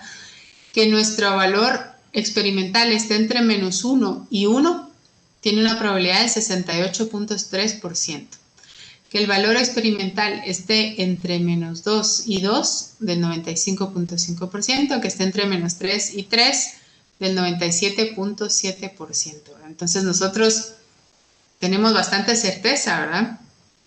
Digamos que es bastante probable que si la hipótesis es cierta, el valor que nosotros encontremos tiene que estar entre -3 y 3, ¿sí? Entonces, este likelihood, aunque antes lo llamamos como que fuera un valor específico, aquí es una distribución de probabilidad. Y de hecho, el prior también es una distribución de probabilidad y la posterior también es una distribución de probabilidad. El primer ejemplo que hicimos era un poquito más como para introducir la idea, ¿verdad? Pero cuando hablamos de modelos matemáticos y de mediciones de datos, ¿verdad? Muchas veces, ¿verdad? Depende si los datos son continuos, las variables son continuas, son discretas, nosotros construimos este tipo de distribuciones, ¿verdad? Entonces aquí yo tomo un likelihood, que es una distribución gaussiana. Este es solo un ejemplo, ¿verdad? Como les dijo, hablar de likelihood requeriría un curso de estadística, pero este es un ejemplo, ¿verdad? Para que vean que los likelihoods son distribuciones de probabilidad, ¿sí?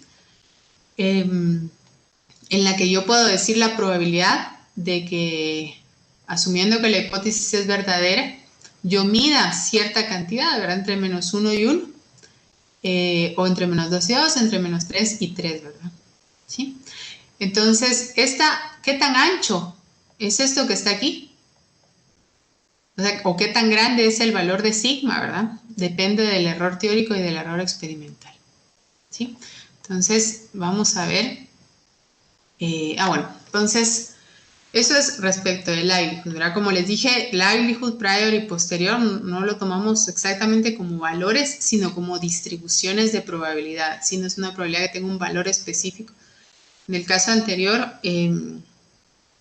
era un ejemplo bien sencillo, ¿verdad? Pero en general, si lo que queremos es utilizar estadística bayesiana para analizar un modelo matemático, ¿verdad? Y compararlo con un fenómeno, lo que utilizamos son distribuciones de probabilidad, ¿sí? Bueno, eso respecto de los likelihoods. El prior también es una distribución, ¿verdad? Y de hecho es un ingrediente fundamental en la estadística bayesiana porque es nuestro punto de partida. Creo que voy muy despacio. Es nuestro punto de partida para poder actualizar nuestra probabilidad. Ahora, si nosotros queremos construir la posterior como una probabilidad actualizada, tenemos que partir de una opinión, ¿verdad? Entonces, por mucho tiempo, a la gente no le gustaba la estadística bayesiana por tener que incluir esta probabilidad a priori, ¿verdad? Que justo una de las preguntas que me hicieron es cómo la construyo, ¿verdad? Pues sí, es algo a priori que depende de cada persona, ¿verdad? Digamos, si estamos tomando la opinión de dos científicos, ¿verdad? Tal vez ellos tendrán sus razones por intuición, por experiencia, por lo que sea, para tener opiniones diferentes, ¿verdad? Y esto en ciencia pasa todo el tiempo, ¿verdad? Un montón de científicos tienen opiniones diferentes y lo que se trabaja es en hacer propuestas de modelos, hacer medidas para poder llegar a un acuerdo, ¿verdad? Para establecer cómo se comporta la naturaleza o cómo se comporta la sociedad o cuáles son las tendencias a ciertos fenómenos. Entonces, por mucho tiempo se pensaba que el hecho de incluir un prior, ¿verdad? Una estadística, una distribución de probabilidad, una probabilidad que se construye sin información, era un problema, ¿verdad? Porque era como ponerle subjetividad al análisis. Entonces, yo creo que hoy en día ya la gente no lo ve como un problema, ¿verdad? Sino más bien como una característica o un rasgo de la estadística bayesiana, ¿verdad? Entonces, bueno, tal vez hubiera sido más útil tener antes un curso de estadística frecuentista, ¿verdad? Para que ustedes vieran que normalmente lo que se calcula es el likelihood, ¿verdad? Se habla de distintos tests para comparar hipótesis, para determinar cuáles son los valores más probables, para determinar los rangos de errores, ¿verdad? Se hacen de otra forma. En este caso, la estadística bayesiana se basa en la construcción de una posterior, ¿verdad? De cómo nosotros, es la idea que les intenté dar al inicio, ¿verdad? De cómo actualizamos nuestra probabilidad en función de la información que vamos teniendo, ¿verdad? Entonces también se podría ver, ¿verdad? Como les decía, si dos científicos tienen opiniones diferentes, que eso es muy común, ¿verdad? En ciencia. Entonces se puede ver como un procedimiento para actualizar diferentes grados de certeza de distintos científicos podrían tener al ver los datos, ¿verdad? ¿Sí? Entonces vamos a ver dos ejemplos de qué tan importantes son los datos. ¿Cómo construyo un prior? Esa pregunta no la he contestado todavía. En realidad, no es que haya una receta definida para construir un prior, ¿verdad? Yo puedo, si yo soy como científica, puedo tomar lo que a mí me parezca que puede ser más razonable, ¿verdad? Por ejemplo, aquí tenemos un modelo de un parámetro. Otra vez aparece el valor teta. Imaginemos que este parámetro puede ir entre 0 y 1. Puede ser que la primera persona, el prior 1, la que está en azul, diga, bueno, yo creo que todos los variables de teta son probables. De hecho, decir que teta valía entre 0 y 1 ya es una cuestión que nosotros estamos considerando, ¿verdad? En algunos modelos puede que no tenga sentido tomar un teta fuera de este valor, pero en otros modelos puede ser que nosotros a priori, ¿verdad?, establezcamos cuál es el rango posible de estos valores, ¿verdad? Entonces, la persona 1, digamos que es la azul, dice, no, todos son constantes, ¿verdad? Todos los valores de las tetas son igualmente probables. Entonces, para construir el prior yo voy a hacer una línea, ¿sí? Esta línea representa, la misma probabilidad para todos los posibles valores de teta. Entonces viene el científico 2, que es el rojo, y dice, no, yo no creo esto. Yo lo que creo es que el valor tiene que ser o 0 o 1, ¿verdad? Podría ser un valor intermedio, pero yo lo veo poco probable, ¿verdad? Todo esto que le estoy diciendo es a priori, ¿verdad? Porque estamos hablando de los priors, sin tener ningún tipo de información. Entonces, construye este prior, que se va a valores muy grandes cuando es 0 y cuando es 1, y en valores intermedios tiene un valor pequeño, ¿verdad? Entonces viene el científico 3 y dice, no, yo creo que tendría que estar alrededor de 0.5. Es que tiene que estar alrededor de 0.5 y tiene sus razones para pensar que tendría que estar alrededor de 0.5. Entonces cada uno de ellos construye esta probabilidad, las líneas punteadas, ¿sí? Ahorita solo fijémonos en las líneas punteadas. Si se dan cuenta, los tres priors son bastante diferentes, ¿verdad? Y de hecho es precisamente lo que nos pasa cuando nosotros tenemos opiniones sin tener información previa, ¿verdad? Depende de la subjetividad, de nuestra experiencia, de nuestro punto de vista personal, y lo que nosotros consideramos correcto podría ser muy diferente de persona a persona, ¿verdad? Y entonces considerar tres priors completamente distintos, digamos, si nosotros tenemos una discusión, piénsalo como que hay tres científicos teniendo una discusión y los tres creen cosas completamente diferentes. Resulta que realizan un experimento, pero este experimento tiene un error muy grande, ¿verdad? ¿Sí? Digamos que tomaron muy pocos datos y al final el error aleatorio es muy grande, ¿sí? Entonces, cuando actualizan su información, resulta que la posterior tiene la forma de las líneas continuas, ¿sí? La posterior azul es así, la azul y la roja se parecen bastante, ¿verdad? Resulta, que el científico 3 estaba más cerca de lo que se esperaba, ¿verdad? De lo que se midió. Entonces, al 3 le queda esta distribución. Entonces, ¿qué podemos construir de esta gráfica? Primero, la verdad es que parece feo, ¿verdad? Que después de tener los datos construyamos tres posteriores que son completamente diferentes, ¿verdad? Pero si ustedes lo piensan, si partimos de puntos de vista completamente diferentes, necesitamos que los datos sean contundentes, ¿verdad? Para poder hacer que estas tres personas se pongan de acuerdo, ¿verdad? Y que estén convencidas de la información que tienen. Entonces, esta gráfica lo que refleja es un likelihood con un error muy grande. Entonces, imagínense esta gaussiana que yo les puse aquí, con este valor de sigma muy grande, o sea que es una función bien ancha, ¿verdad? Que, imagínense, podría empezar aquí al final del slide, subir un poquito y terminar aquí, ¿verdad? Porque dependiendo del error, esto se puede hacer más estrecho si el error es pequeño o se puede hacer más ancho si el error es grande, ¿sí? Entonces, si el error es grande, esta distribución sería muy ancha, ¿verdad? Que quiere decir que los datos que nosotros tenemos tienen errores muy grandes, ¿verdad? O sea que no son muy precisos. Entonces, intentemos darle un poco de sentido a esta gráfica que vemos acá. pensando en los científicos, ¿verdad? Tenemos 3 científicos que tienen opiniones bien distintas, ¿verdad? Bueno, el rojo y el azul tal vez no son tan distintos. Bueno, sí, bastante, ¿verdad? Porque este rojo dice que entre 0 o 1 prácticamente, ¿verdad?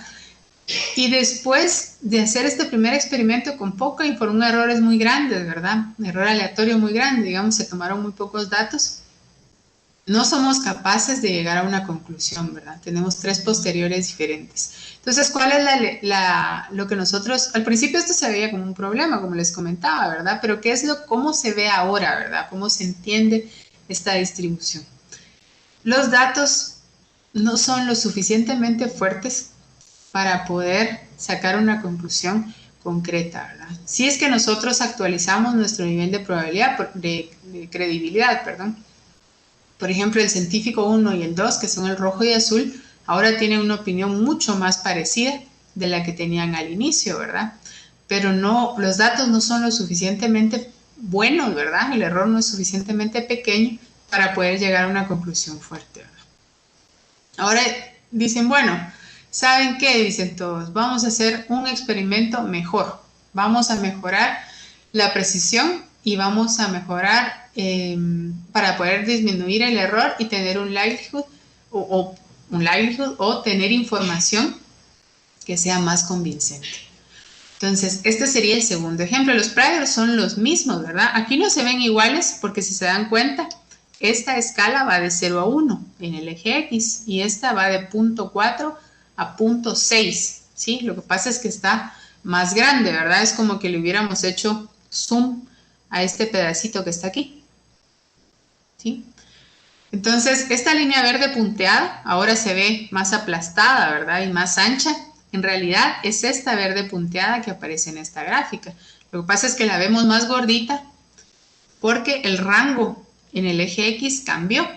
Entonces, en este caso, con un experimento que tiene más datos, ¿verdad? Y un error mucho más pequeño, nosotros llegamos a que las 3 posteriores son iguales, prácticamente iguales, ¿verdad? La azul y la roja ni siquiera se distinguen, ¿verdad? Está justo una sobre la otra. Y la verde queda un poquito más picada, pero todas están de acuerdo en la forma de la distribución, ¿verdad? Entonces esto sería equivalente a que están los 3 científicos, hacen un muy buen experimento, ¿verdad? Tienen muy buenos resultados y al final logran llegar a un acuerdo, ¿verdad? Los 3 partiendo de puntos completamente diferentes logran construir una probabilidad que es en la que están de acuerdo, ¿verdad? Entonces el nivel de certeza que tienen también aumenta, ¿verdad? Entonces aquí tal vez no se ve tanta la diferencia por el cambio de escalas, entonces me permití modificarlas. Aquí se ve bien fea la segunda figura, ¿verdad? Para que las comparen de cómo harían las distribuciones, ¿verdad? Entonces esta figura 2 la volví a hacer chiquita para que coincidiera con el mismo rango, ¿verdad? Para que quedara de este tamaño que está aquí, ¿sí? Porque realmente la escala que tengo aquí es solo de 0.4 a 0.6, que sería de 0.4 a 0.6, ¿verdad? Entonces aquí les modifiqué los tamaños para que vean cómo se modifican las posteriores, ¿verdad? Entonces aquí en el lado izquierdo se ve que las posteriores que obtuvimos con poca información, cuando los datos son muy pobres, ¿verdad? Miren cómo está de aplastada esta gráfica, ¿verdad? Sí, y de hecho, miren, va, digamos, de 0.2 a 0.7, ¿verdad? Hay un montón de probabilidad. Sin embargo, después de actualizar nuestra probabilidad con muy buena información, ¿verdad? Con muy buenos datos, nosotros podemos construir las probabilidades que son prácticamente iguales, ¿verdad? Y son probabilidades, si se dan cuenta, son mucho más estrechas, que representan que la mayor parte de la probabilidad está concentrada en un rango mucho más pequeño, ¿sí? Entonces, los priors y la subjetividad asociada a ellos es una de las cosas que a algunas personas por mucho tiempo no les gustaba, ¿verdad? Pero ahora, bueno, eso es lo que se comenta, ¿verdad? En algunos textos. Ahora es más una opción, ¿verdad? Hay gente que prefiere hacer estadística bayesiana y gente que no. Lo importante es que nosotros tengamos en cuenta cuáles son las fortalezas y las características de este análisis, ¿verdad? Si nosotros tomamos diferentes priors, podemos escoger los priors que querramos, siempre que tengan sentido, ¿verdad? Y llegamos a esta conclusión. Parece que partiendo de puntos de vista diferentes no logramos un acuerdo, ¿verdad? Entonces esto también nos dice, ¿verdad?, que nuestro likelihood o nuestra información no es lo suficiente fuerte para seleccionar una única región, en este caso, ¿verdad?, para el parámetro teta. Bueno, entonces esto resume un poquito lo que, aquí ya se los puse todos como distribuciones de probabilidad, ¿verdad? Al principio construimos una tablita, aquí ya son distribuciones de probabilidad que nosotros construimos. El likelihood no se los puse, pero también es una distribución, ¿verdad? Entonces, en este caso, sería mucho más una distribución que fuera mucho más picada, y en este caso es una distribución que es mucho más aplastada, ¿verdad? Una distribución mucho más ancha, ¿verdad?, que selecciona un valor más grande de teta. Entonces acá, para construir la posterior, utilicé el teorema de Bayes, ¿verdad? Bueno, esta es una gráfica que saqué de una nota, ¿verdad? Pero se utiliza el teorema de Bayes, que es multiplicar la distribución del prior con la distribución del likelihood. Bueno, estas posteriores son muy bonitas, ¿verdad? Las posteriores no siempre tienen esta forma tan bonita, que estas distribuciones tan bonitas que yo les muestro acá, ¿verdad? El nivel de complejidad de los parámetros, el nivel de los modelos, perdón, y la dependencia de muchos parámetros, ¿verdad? Los modelos normalmente dependen, casi ninguno depende de un solo parámetro, depende de un montón de parámetros que nosotros tenemos que ir dándole al modelo para poder alimentarlo.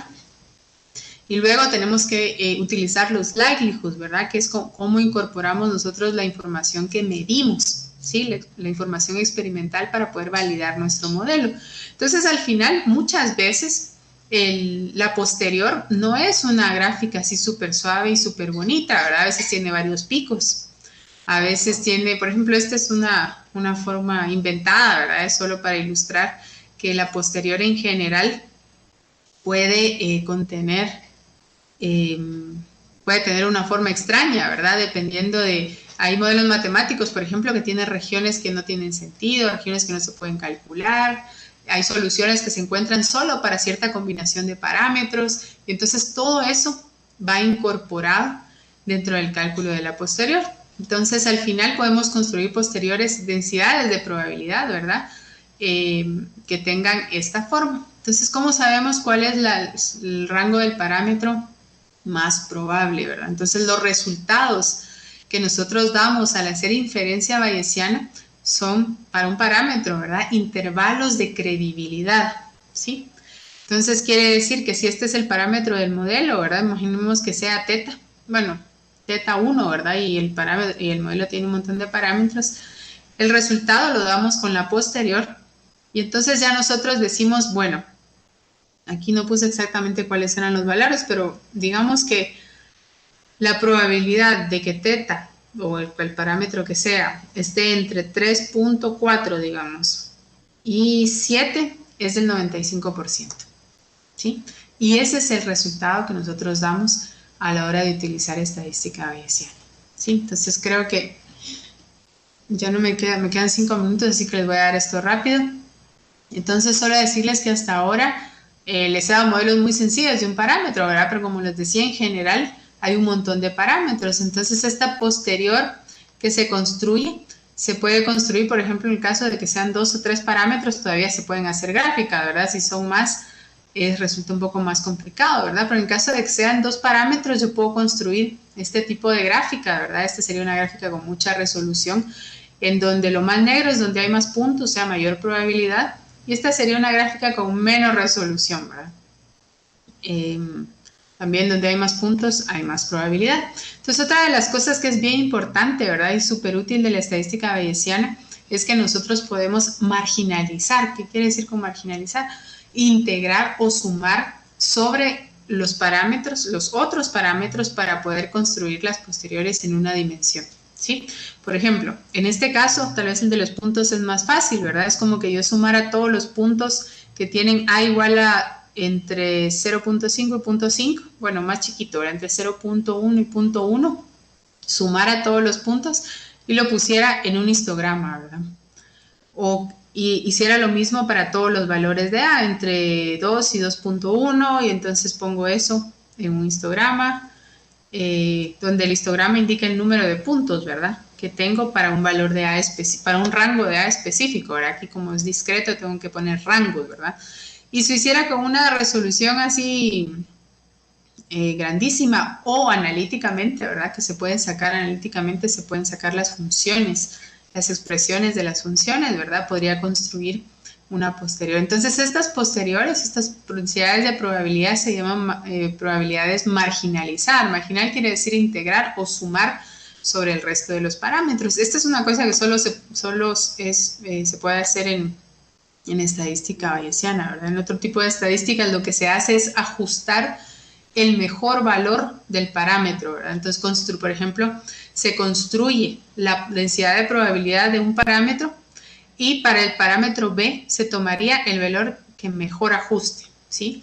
En este caso, una de las cosas que yo creo que es bien importante, ¿verdad?, y nos ayuda a determinar bastante bien nuestros intervalos de credibilidad, nuestros rangos de error que le asociamos a un parámetro, es que nosotros integramos sobre los posibles valores de B, ¿verdad? No ajustamos el valor de B para lo que mejor, para el que dé el error más pequeño en ese rango, sino que integramos, ¿verdad? Sumamos y en función de eso construimos esta distribución de probabilidad. O sea, creo que no les voy a... ¿Saben cuánto me falta? Todavía me falta. Bueno, les voy a decir que esto es bastante útil, ¿verdad? Porque hay parámetros en los modelos que tal vez no nos interesan tanto. Pero imagínense que nosotros tenemos un modelo que predice los brotes de dengue. Y para poder hacer las predicciones, ¿verdad?, el modelo tiene sus parámetros, ¿verdad?, de cómo se transmite el dengue. Bueno, no sé mucho bueno, solo lo que he escuchado en alguna que otra charla. Pero el dengue depende de la temperatura, de la altitud, de la humedad, digamos. Entonces, este tipo de parámetros son parámetros del modelo, ¿verdad?, porque los necesitamos para poder hacer una predicción. Pero en realidad no nos interesa calcular los intervalos de probabilidad, ¿verdad? Entonces, este tipo de parámetros, que también tienen un error asociado, ¿verdad? Porque nosotros tenemos que medir la temperatura, a veces no sabemos la temperatura, la medimos en un punto específico, ¿verdad? También tenemos que incluir el error del aparato de medición, no tenemos medidas de temperatura casi en todos los lugares del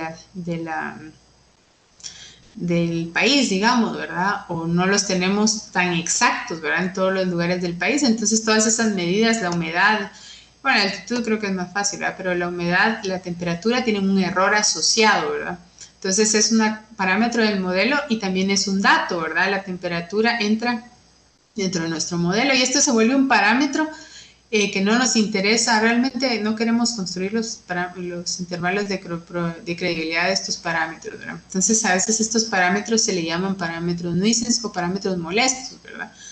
Entonces, se puede incluir los errores asociados a la medición de esta temperatura, de esta humedad y de esta altitud utilizando la marginalización, ¿verdad?, integrando sobre estos parámetros, y entonces ya nosotros podemos construir la densidad de probabilidad únicamente sobre los parámetros que nos interesan del modelo, ¿verdad? Entonces, la forma de la que hemos estado hablando es esta que está aquí. Y, bueno, de una forma un poquito más formal, la puedo escribir como esto, ¿verdad? Eso no se los puse al principio porque no quería, bueno, para los que no están muy familiarizados con integrales, no quería asustarlos, ¿verdad? Pero esto que está aquí es lo mismo que les puse aquí arriba, ¿verdad? Aquí está con letras, aquí está con toda la notación de las probabilidades, ¿verdad? Entonces, esta integral o este símbolo que aparece acá sobre phi quiere decir que estamos integrando, marginalizando o sumando la distribución o los parámetros, ¿verdad?, que no nos interesan, ¿verdad? Este phi podría representar los parámetros nuisance, ¿verdad?, estos parámetros molestos, y estos θ puede representar los parámetros que sí nos interesan. Bueno, entonces solo les voy a comentar rápidamente de la evidencia, ya no les voy a hablar sobre el ejemplo que me hace falta porque me atrasé mucho, pero solo quería decirles que la evidencia es bien importante, ¿verdad? Al principio vimos que es normalización, ¿sí? Que lo usábamos para normalizar, pero de hecho si nosotros calculamos la evidencia de dos hipótesis diferentes, estos parámetros nos ayudan a comparar cuál de las hipótesis es más probable, ¿verdad? Entonces en el análisis bayesiano se unifica la estimación de los parámetros con una prueba de hipótesis, ¿verdad? Eso que nosotros, si vamos a evaluar sobre una hipótesis, la evidencia no resulta tan importante al final, ¿verdad? Pero si vamos a comparar dos hipótesis diferentes, o en este caso serían dos modelos matemáticos diferentes, la evidencia nos puede dar información sobre prueba de hipótesis, ¿verdad? Para saber qué hipótesis es más probable. Este ejemplo ya no se los voy a dar.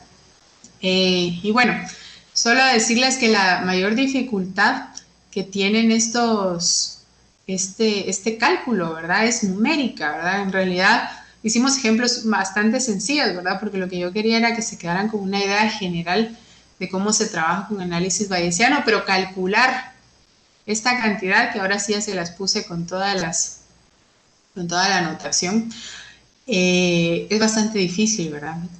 Numéricamente es difícil construir la posterior, entonces esto es lo que se utiliza para construirla, son modelos estocásticos. Sí, que creo que van a hablar de eso o hablaron de eso, ¿verdad? Se usa, por ejemplo, Monte Carlo, cadenas de Markov, no sé cómo se traduce en español, pero MCMC se le llama a Markov Chain Monte Carlo.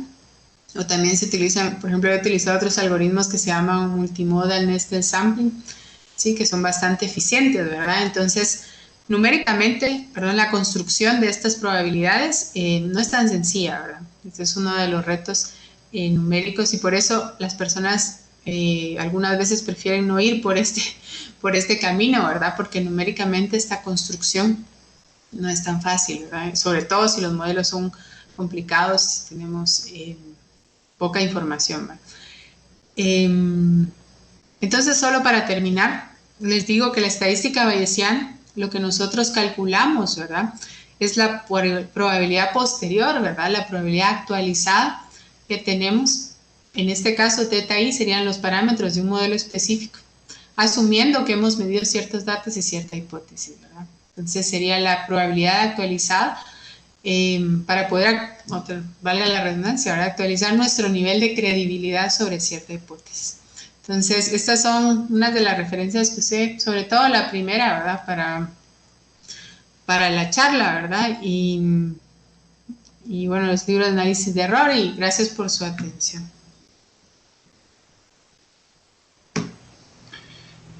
Muchas gracias, María Eugenia. No sé si ahí quedan algunas preguntas pendientes en el chat, pero no, creo que ya no. Entonces, si hubiese alguna otra pregunta que quisieran hacer.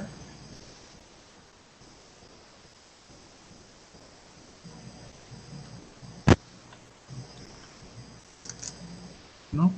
Entonces, voy a compartir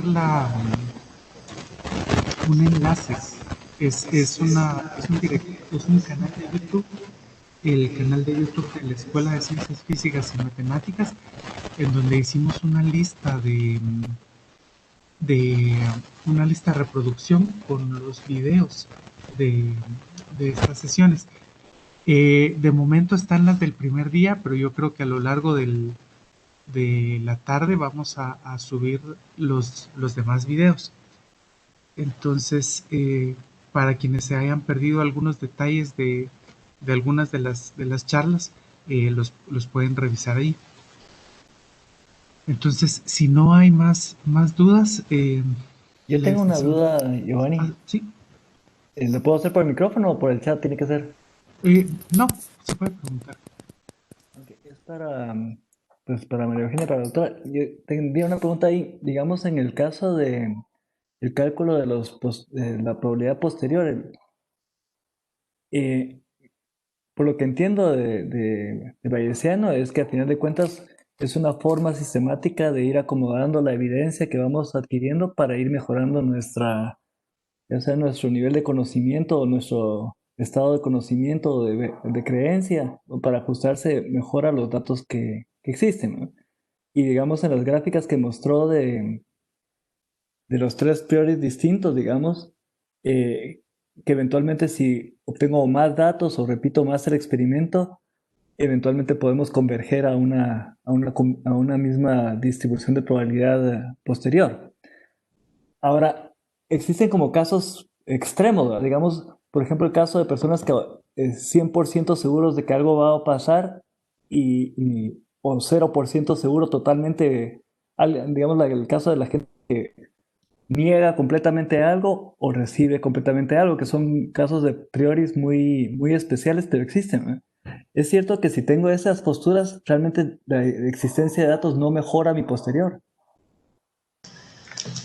En este caso, yo creo que un punto de vista un poquito más científico, ¿verdad? Siempre que yo diga que la probabilidad a priori no es cero, ¿verdad? Porque la gente que dice que está 100% segura, Ajá. supongo que le asignaría una probabilidad cero a ciertas variables, ¿verdad? Entonces, en ese caso, si la probabilidad es cero, ahí no, en este caso no se puede porque como es un producto de probabilidades, ahí va a seguir siendo cero, ¿verdad? Entonces, cuando yo escojo en un prior, bueno, tal vez esa sí sería tal vez una forma de poner una regla, ¿verdad? En el análisis y decir que yo voy a poner que una probabilidad es cero solo si estoy completamente seguro de que eso no va a funcionar, ¿verdad? Normalmente, por ejemplo, cuando nosotros lo utilizamos, ponemos cero solo si en el modelo este valor del parámetro no tiene ningún sentido, ¿verdad? De hecho, podría darnos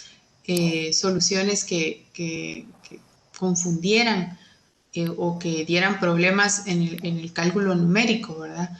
Entonces, solo si estoy completamente segura, ¿verdad? De que no, de que eso no puede ser, ¿verdad? En caso de un modelo matemático, como decía, ¿verdad? Que incluso me den soluciones sin sentido, ¿verdad? O de problemas mi modelo, ¿verdad? Entonces, digamos que veto esa región de los parámetros, ¿verdad? Pero yo creo que de un punto de vista más científico, ¿verdad? Sería que si yo estoy casi segura de que el valor es cero, perdón, el valor tiene, por ejemplo, estoy negando una hipótesis completamente, ¿verdad? Realmente lo que yo, bueno, aquí hay varias cosas, ¿verdad? Primero podría ser una comparación de hipótesis, ¿verdad? Esto ya no me dio tiempo de hablarlo, pero a la hora de comparar las evidencias, la evidencia realmente contiene la información de qué tan bien ajusta un modelo de los datos, ¿verdad? Entonces, a la hora de comparar las hipótesis, yo puedo tener que tanto más probable es una hipótesis que otra, ¿verdad? Ahora, calculando solo una posterior, si yo restringo mi análisis a un rango específico de datos, eso sí no lo puedo recuperar, ¿verdad? Porque, digamos, un punto de vista más científico sería, si yo creo que ese no es el valor, no lo voy a poner cero, ¿verdad? A menos que esté completamente segura de que ese no es el De que no valor, es. ¿verdad? Ajá, pero si ya asumí que es cero, ahí no me va a actualizar bien la probabilidad, digamos, porque como estoy multiplicando las distribuciones, si es cero, no puedo hacer nada al respecto. Sí, yo señalaba un poco eso, tal vez en el caso también un poco más de todos los días, ¿verdad? Que creo yo que es una forma matemática de ver que uno puede ir mejorando su nivel de conocimiento o de certeza sobre algo si está dispuesto a ver la evidencia, ¿verdad? Pero si ya tiene posiciones extremas, digamos, ninguna evidencia lo puede convencer y en la matemática se ve porque digamos si yo digo eso nunca va a pasar, nunca va a pasar, esa probabilidad de cero afecta cualquier otra probabilidad condicional que venga después de eso y simplemente no cambia el estado, ¿no? Hay que digamos que para aprovechar, me decían en el lado más común de raciocinio de todos los días, lo que quiere decir a final de cuentas es que uno no debería estar comprometido con una sola posición, sino que debería estar como que dispuesto a aceptar la evidencia, ¿no? Sí, yo creo que ese es un punto de vista que hasta me parece atractivo, ¿verdad? Desde el punto de vista bayesiano, ¿verdad? Porque sí eh, establece desde el principio, ¿verdad? Que esa primera probabilidad que nosotros tenemos sin información, eh, no, no tiene mucho fundamento, ¿verdad? Y pues realmente es una probabilidad sin información, ¿verdad? Y es hasta que uno tiene información que uno puede construir o tener certeza de lo que está diciendo, ¿verdad? Entonces también por eso me gusta mucho esa analogía que se hace con cómo uno habla de probabilidad en sus conversaciones cotidianas, ¿verdad? Eh, asegurando qué tan convencido está de una idea, ¿verdad? Uno le asigna una probabilidad así un poco a ojo, ¿verdad? Pero esa es la filosofía también detrás de la estadística bayesiana, ¿verdad? Que incluso uno de los pruebas que mostré, ¿verdad? Era bastante distinto del otro, ¿verdad? Uno estaba seguro que el valor era 0 o 1 y el otro decía, no, puede ser cualquier valor, ¿verdad? Y esto, incluso con pocos datos, se puede llegar a un acuerdo, ¿verdad? Para poder llegar a acuerdo de tres opiniones completamente diferentes, pues sí ya se necesita más información, ¿verdad? Pero sí lo que acaba de decir es justo, ¿verdad? Es una de las cosas que me parece bastante interesante, es que uno para poder construir una opinión tiene que estar consciente de que sin información no puede tener un nivel de credibilidad alto, ¿verdad? Entonces, aunque esté mucho más convencido de una idea, no puede descartar la otra hasta que tenga suficiente información. Sí. Correcto, muchas gracias.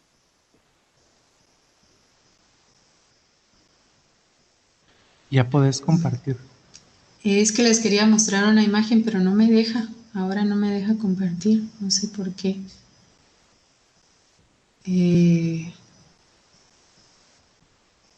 Solo era que antes de, como para ponerles un poquito más en contexto eh,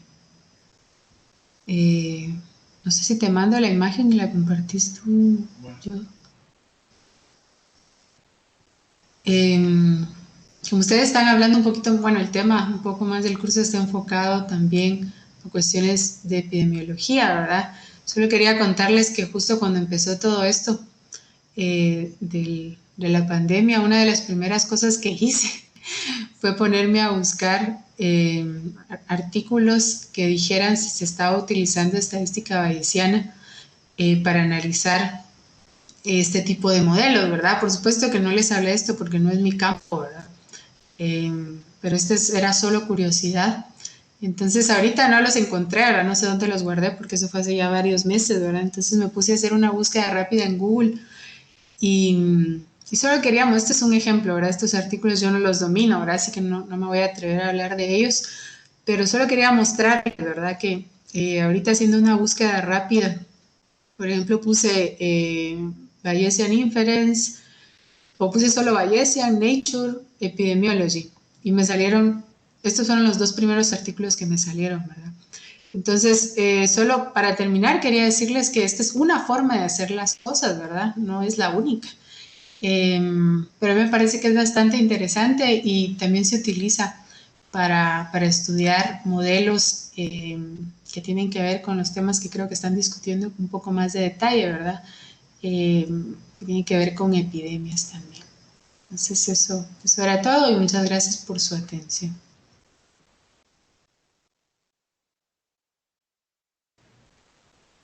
Bueno, entonces muchas gracias por haber asistido al día de hoy. Entonces les esperamos mañana, otra vez empezamos a las 8 de la mañana. Si quieren estar pendientes del canal de YouTube que les compartí, es el canal de YouTube de la Escuela de Ciencias Físicas y Matemáticas. Si ponen así en el buscador de YouTube, ponen Escuela de Ciencias Físicas y Matemáticas USAC, pues les va a aparecer el canal y ahí hay una lista de reproducción en donde están estas charlas. Entonces, feliz tarde para todos y nos vemos mañana.